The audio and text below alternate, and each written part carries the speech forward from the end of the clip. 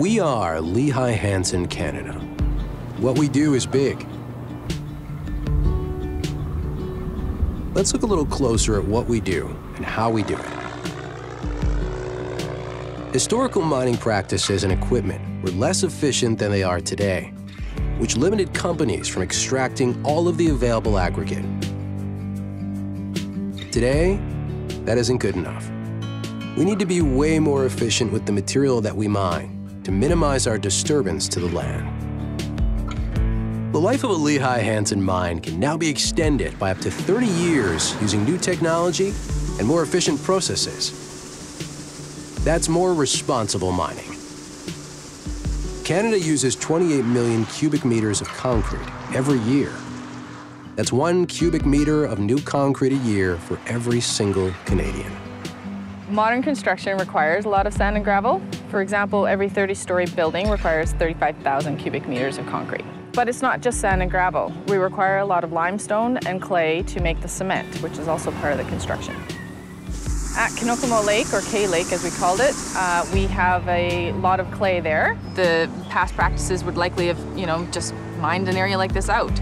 We do things differently these days for conserving nature now and into the future. So it's important for us to make sure that we are working with local conservation groups to ensure that we can mitigate our impacts and leave the lake as it is if we don't need to disturb it. At K Lake, Lehigh Hanson works with Ducks Unlimited to put together conservation programs for the wetlands there. We're doing everything to keep the moose and the deer and the ducks and all the waterfowl and the habitat that they're used to living in.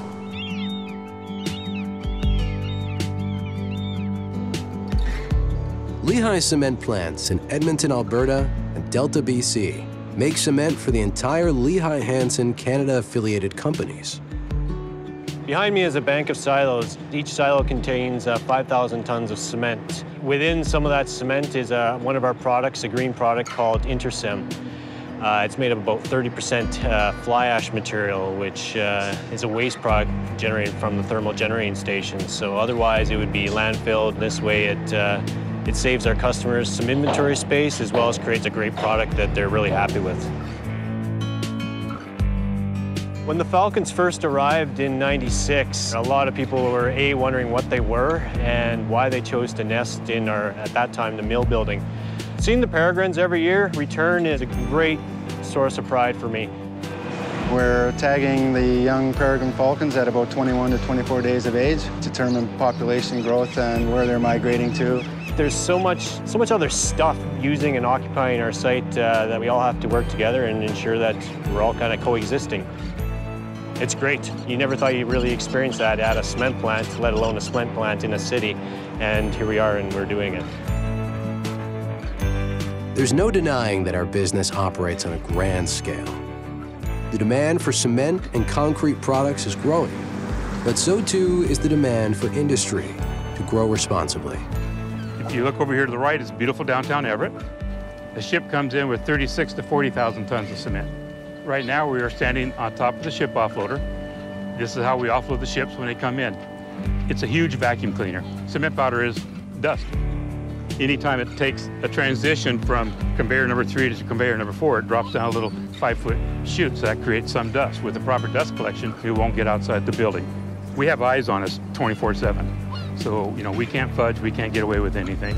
If we can see dust, we're not doing it right. Our environmental program and safety programs are top. And I feel safe working here. I feel great working here. I'm very proud of it. This is Lake Ty. Back in the early 90s, this was mined for sand and gravel for 500,000 tons a year. And so after that was done, this was turned into a park here in Monroe, Washington. It's a great place to go swimming, fishing, wakeboarding. It's just a really popular place for people to come and enjoy a sunny day like today. It's pretty amazing to know that when you look at northern Seattle and all the growth that it went through in the early 90s, that a lot of the products that went to contribute to that growth came from right here. People fish in it, and they have fishing derbies in it, and they have wakeboarding contests in it. I think that's the best example of the stuff we can do where we can add value to the property after we've been there. So as you can see behind me, we've got a large quarry here. We basically produce 800 to 900,000 tons of quarry rock a year. Most of our market is the Seattle market. We go all the way to downtown Seattle from here. Reclamation is basically coming in, taking out what we need, and restoring the property to as close to natural state as you can. We mine out, we take a segment, then when we mine to the next one, we reclaim behind us.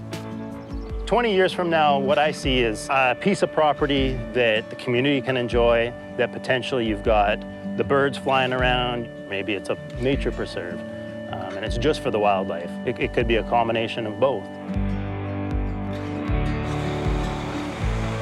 I'm here at the Victoria Materials Depot on Vancouver Island. This is an operation where we bring in material from other sources and we recycle it and turn it into another product. This allows us to be a lot more sustainable, and it allows us to be a lot more efficient in the material that we mine at our sand and gravel operations because we can offset it with this recycled material.